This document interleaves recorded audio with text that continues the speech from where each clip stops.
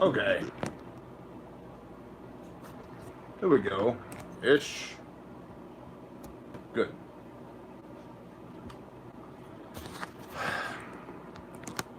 Technology is not my gifting, which is interesting because we're doing this.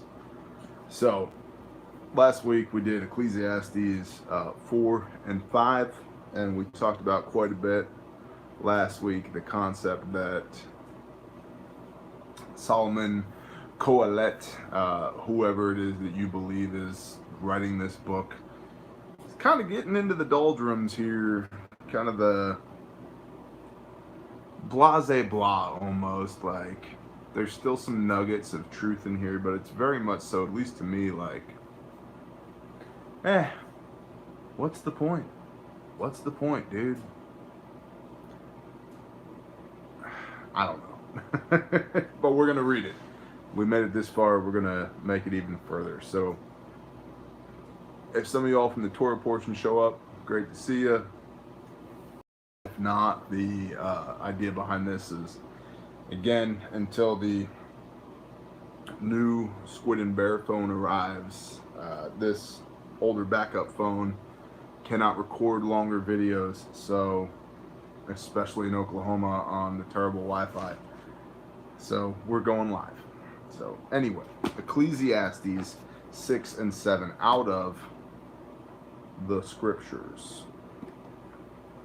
So, Ecclesiastes 6.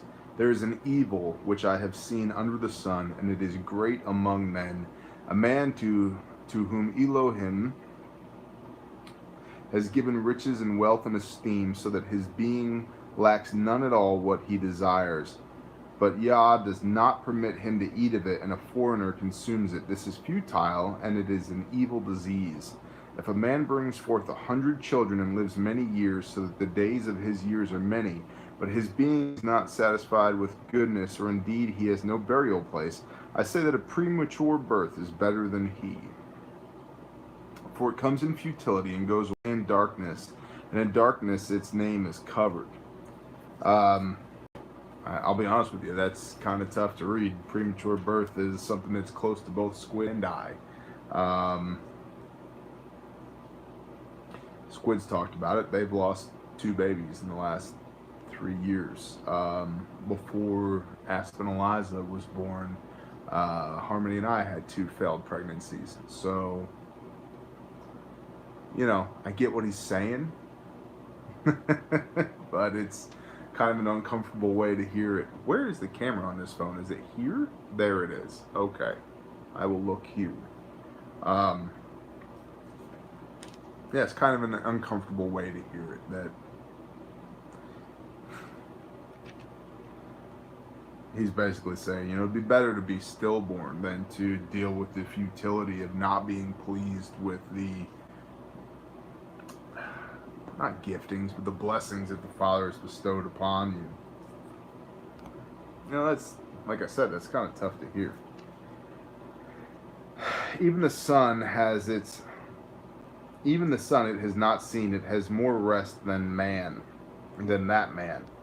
And though he lives 1,000 years twice over, yet he shall not see goodness. Do not all go to one place? Aren't we all going to die?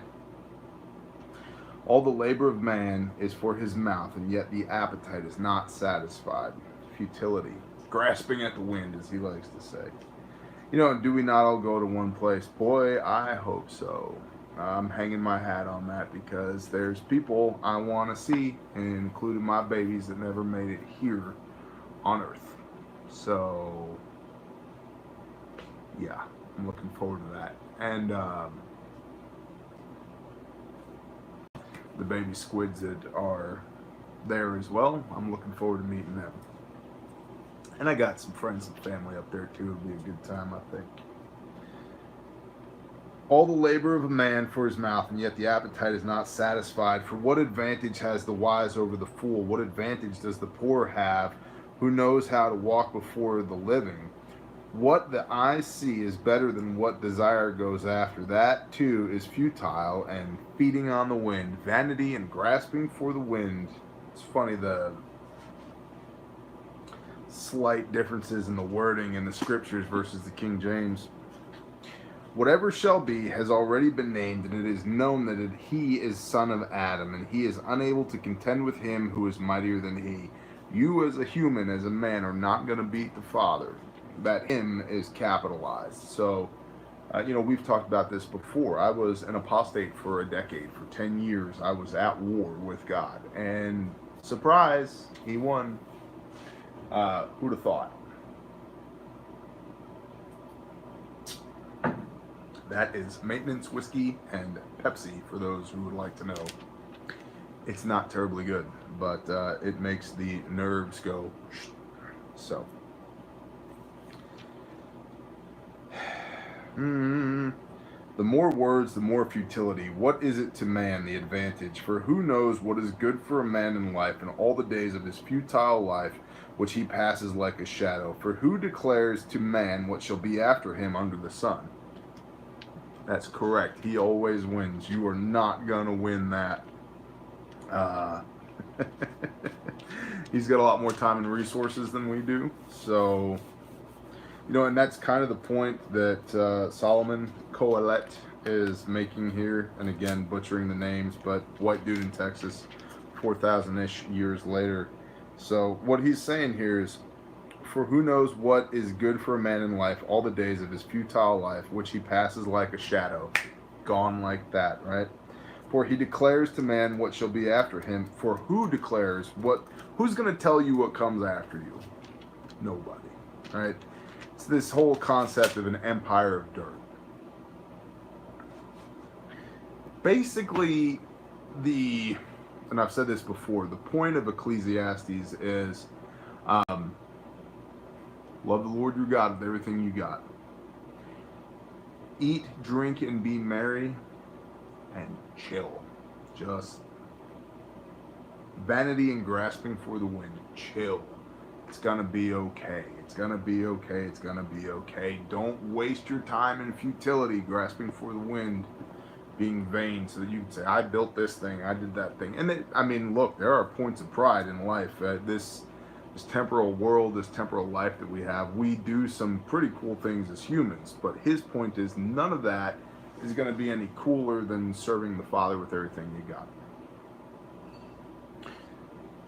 I would agree. I've done a lot of cool things, but I particularly like this. It is so hard to remember the camera's over here because I put the phone in backwards, and I'm so used to looking over here.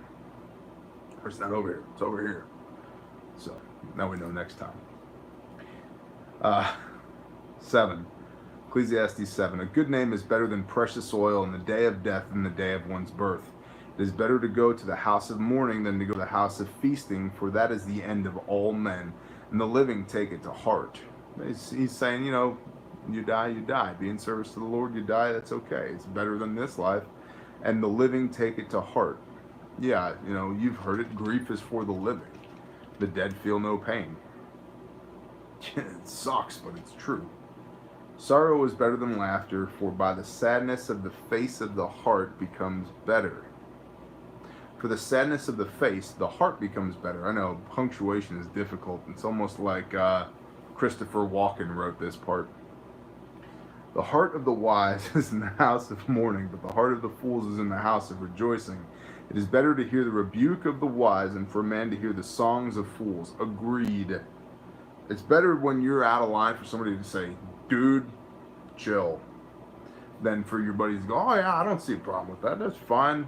They know you're not doing right, but it's easier for them to appease you with kind words than it is for them to be stern with you and go, knock it off. That's not good for you. That's how you know you have a good brother. When somebody will pull you aside and go, we need to talk. That's why I don't pay attention to the news. Yeah. Grasping for the wind much, Palmetto?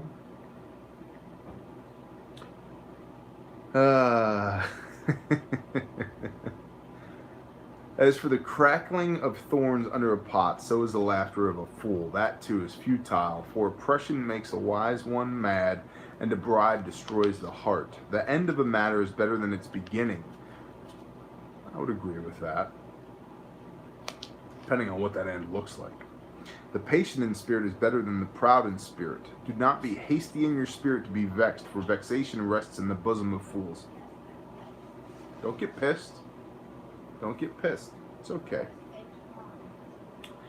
Do not say, why were the former days better than these? For it is not wise of you to have asked about this. Wisdom is good with an inheritance and an advantage to those who see the sun. For wisdom protects as silver protects, but the advantage of knowledge is that wisdom gives life to those who have it. I would agree. These are all like nuggets. There's like dozens of nuggets that are just compiled in here and compacted into some obscure phraseology that would be better read by Christopher Walken than me, because the punctuation sucks. It barely functions as a run-on sentence as it is, and they're not so much coherent thoughts as they are individual thoughts that have all been lumped together. So take it for what it is. But we could also make the argument, who's the dummy who decided to read this book? This guy. See the work of Yah, for who is able to make straight what he has made crooked? Correct. Be glad in the day of prosperity, but in the evil day take note that Elohim Yah, the Father, has also appointed the one as well as the other, so that man should not uncover what shall be after him. Basically, he's saying the good and the bad, it all comes from the Father. So we have this worldly tendency when things go bad to we get all worked up, everything just goes to hell, we lose it, and basically what he's saying is it's all appointed from the Father. It all comes from the Father. Just chill, man. And that's tough, right? Because we build these worldly connections here with people, and hopefully to a lesser extent with things. So when the things go bye-bye, tornado, flood, fire, war, famine, disease, that sucks. When the people go away, especially people that you're tight with, man, that's hard. That's really, really hard. And what he's saying is the depth of his knowledge is it all comes from the Father. You know, he said previously, do not say that the Lord, the Father, that Yah tempted me, for surely everything that comes from the Father is good, right? And so we can extrapolate that to a point and say, even, you know, the adversary, Satan, and all of his demons, right? They have dominion to a point. Just what the Father lets them do. I mean, look at like the book of Job, right? Everything that happened to Job was allowed by the Father to test his faith and build his testimony. And so there's huge lessons in there, right? We could spend a year just talking about Job and the lessons that are in there. But the idea is that when you come up against something that sucks in your life, number one, don't blame it on the Father per se, right? You can't be like, how dare you, God? Because he's the Father and you're not. That's how. And then number two, we have to find the strength, be it in him, to rejoice in that moment and be like, colon cancer, bring it. Right here. Best friend's dead. That sucks. Bring it. Find the good that comes out of the bad. That's correct, right?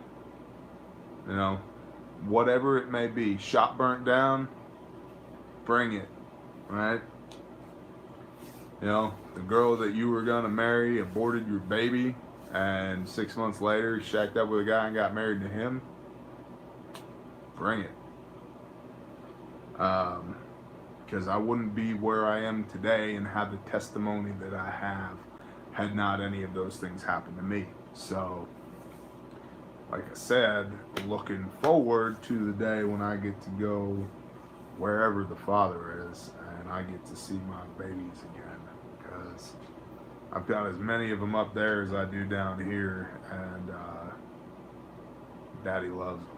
So,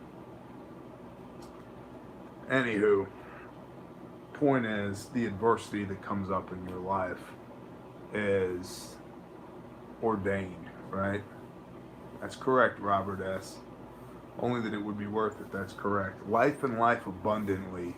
You know, that has been just trampled on because this idea of an abundant life has been turned into this get-rich-quick gospel that's preached by, like, Joel Osteen and all these guys. I need a $72 million jet so I can go do the will of the Father. Dude, go to Uganda and dig a well. That's what you need to do. You don't need a jet, right? You'll have life and life abundantly. But abundance doesn't necessarily mean this, right? It means this. It means everything. It means everything. The highs are high, the lows are lows. It's real. Life is real. And I'm firmly convinced. Go to Flint and dig away. Yeah, they need it just as badly, don't we? I'm firmly convinced that we are to be in service to the Father while we are here, in the best of our broken ability, in the example of Yeshua while we are here, as a proving ground to help as many people and teach as many people as we can while we are here. And what comes after, but you know, that whole idea of well done, good and faithful servant. Yep. Hoping to hear that at the end of my days as well. So, we've gotten off at a tangent. Let's get back on. 7:15. I have seen it in all my days of futility. There is a righteous one perishing in his righteousness, and there is a wrong one living long in his evil. You know, why do good things happen to bad people, and why do bad things happen to good people? Because that's how the Father works. Do not be over righteous, neither be over wise. Why destroy yourself? Do not be wrong over much, and do not be a fool. Why die before your time? Is it good that you should take hold of this, and also not withhold your hands from the other? For he who fears Elohim, who fears the Father, comes forth with all of them.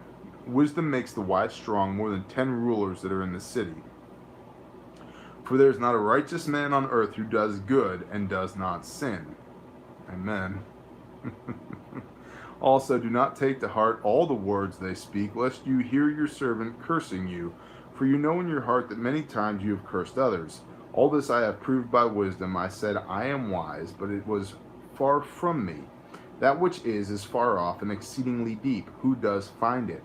I have turned round even my heart to know and to search and to seek out wisdom and a conclusion, to know the wrongness of folly, even in foolishness and madness. And I have found more bitter than death the woman whose heart is snares and nets, whose hands are shackles. He who pleases Elohim, who pleases the Father, escapes from her, but the sinner is captured by her. See, this I have found, says Koheleth, counting one by one to find a conclusion, which my being still seeks, but have not found. I have found one man among 1,000, but a woman among all these I have not found. Truly, this only I have found, that the Father made man straight, but they have sought out many vices.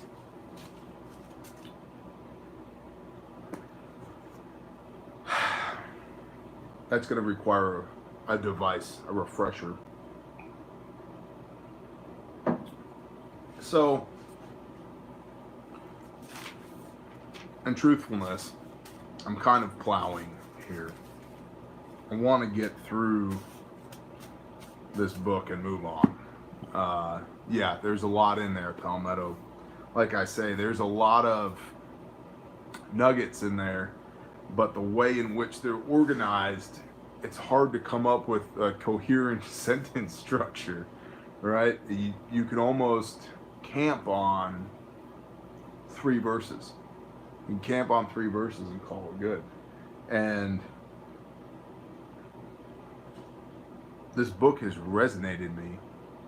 Intrigues, yes. Thank you, brother. This book has resonated with me at different points in my life, and right now, for whatever reason, I really want to move on from it. It's so big picture. It almost has me missing James. Like, at least with James, we have some practical, tactical right there. Shalom and blessings, Sniper. We have some clear instruction with James, and it's almost like we've gotten so far afield with Ecclesiastes. It's like we need some law and order here. Somebody put some boundaries on these things, because it's, again, he boils it down to, love the Lord your God with everything you got, eat, drink, and enjoy the fruits of your labors, and don't be engaged in vanity, futility, and grasping for the wind, right? Other than that, what do you got? Well, I mean, it's honestly, it's tough as a man to be like, well, I don't know, my wife, my kids, my family, my land, the stewardship of all the things that I've been blessed with. Shalom, Cattywampus. How are you, brother? I owe you an email. I have not forgotten about you. My comms are terrible lately with this phone that I have.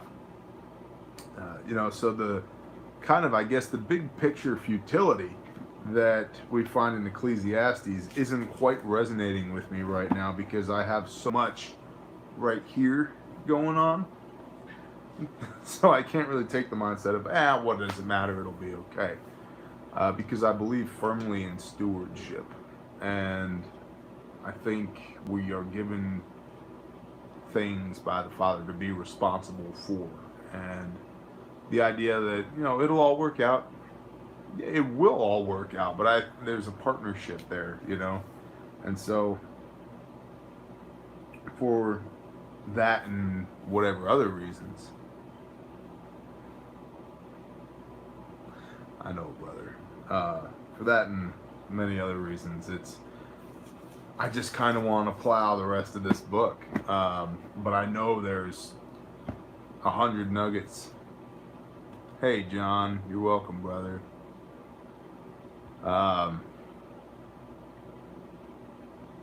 I know you guys get something out of this, and that amazes me. So for that reason, stewardship, I'm trying to be a good steward and read the rest of this Ecclesiastes. But man, it's just it's diametrically opposed right now to everything that I have going on in my life. So it's not that there's not wisdom in there, but it's almost like my mindset is not, it's here, and it needs to just shift just a little bit to get to where it needs to be to make the most out of this book.